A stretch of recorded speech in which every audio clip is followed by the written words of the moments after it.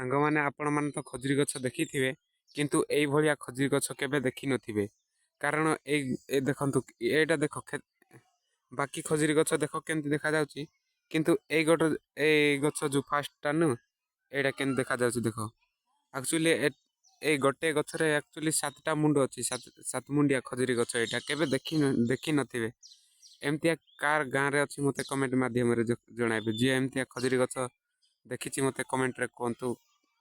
ଏମିତିଆ ଖଜୁରୀ ଗଛ ଆମ ଗାଁରେ ଏକା ଅଛି, ଆଉ କୁଆଡ଼େ ନାଇଁନ। ଏଇଟା ହେଉଛି 7 ମୁଣ୍ଡିଆ ଖଜୁରୀ ଗଛ।